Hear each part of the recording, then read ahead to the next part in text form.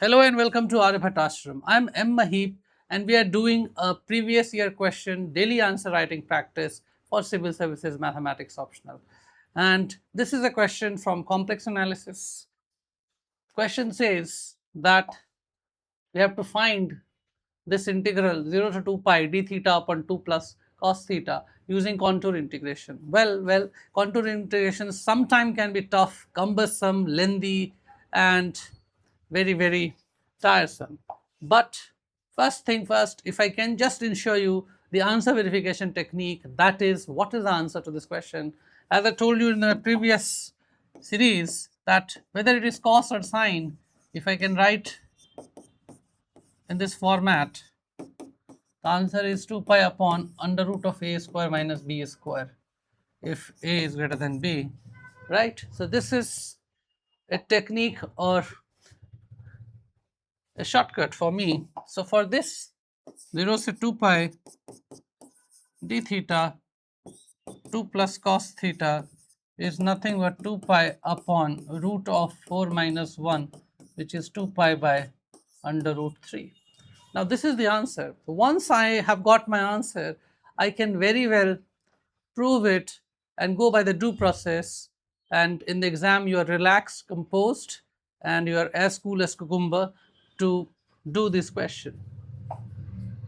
So here I start this integral 0 to 2 pi d theta 2 plus cos theta. Well, cos theta can be written as e to the power I theta plus e to the power minus I theta upon 2, which can be written as z plus 1 by z by 2, which is z square plus 1 upon 2z. Now what is 2 plus cos theta? That also I will calculate. 2 plus cos theta is nothing but 2 plus z square plus 1 upon 2z, correct? And if I can solve this, this is your z square plus 4z plus 1 upon 2z. Now what is the value that I need to put here? I have 0 to 2 pi d theta 2 plus cos theta. I have got this value. Well, if I put on a unit circle, then I can write z is equal to e to the power I theta, dz is equal to I e to the power I d theta, dz is equal d theta is equal to dz upon I by z. Now this can be written as a contour integration. D theta can be written as dz upon iz, and this can be written as z square plus 4z plus 1 upon 2z. Now you see z get cancelled. So I got this contour integration over C 2 times dz upon z square plus 4z plus 1. Correct? So this is a quadratic function. So if I have alpha and beta as their roots, so I can write this as z square plus 4z plus 1. So alpha and beta is nothing but minus 4 plus minus 16 minus 4 upon 2. Now this is nothing but minus 4 plus minus root 12 by 2. This is your minus 4 plus minus 2 root 3 upon 2. So my alpha and betas are found out. So alpha is equal to minus 2 plus root 3 and beta is equal to minus 2 minus root 3. So in a unit circle I can very well see that alpha would lie inside this unit circle. So this is alpha for me.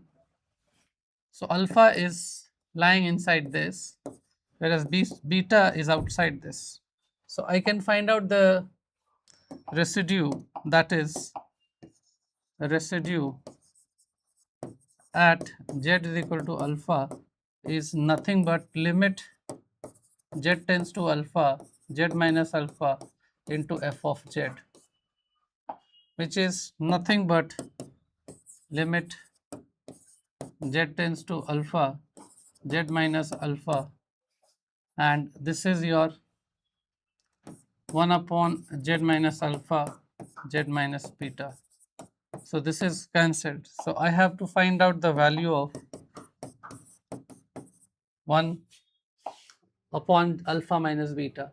Now alpha is this, beta is this. So if I take alpha minus beta, this is minus 2 plus root 3 plus 2 plus root 3. So this is 2 root 3. Correct? So alpha minus beta is this. So what is the, by residue theorem, the integral, and mind you I have already 2, so I need to factor the 2 as well. So here I have 2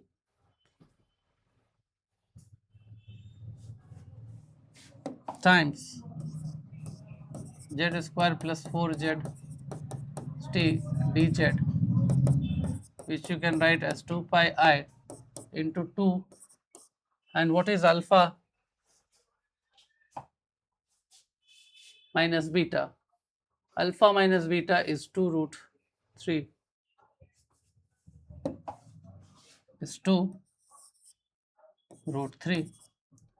So this 2 get cancelled. Okay. Now most students, what they do, they just miss out something, and if you would see, I have intentionally left out this 1 by I. So you may make certain mistake in the mid path. The point is that whether are you reckoning these points or not. 2 upon 1 by I, 2 upon I. So this is the thing. So I need to also write down I, and I get cancelled. So what I have, 2 pi upon root 3.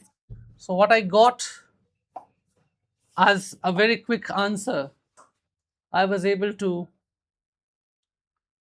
write it by this fashion, by doing the all process involved here. So in this process, what is being done is that I am merely doing the process of putting cos theta in terms of z and d theta. Okay, and I have developed this poles and found out the residue and some of the residue.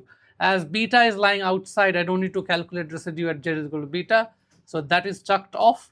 So even this answer verification technique. So if you just follow patterns, certain symmetry, certain observations which are very pertinent for your UPSC examination, then it is going to hold you in a good state, and no matter the question is tough or difficult, you get a frame of reference. You get an idea how a simple thing can also be manifested for the difficult ones, because the path to the tough places is always through going by the simple logic and simplicity.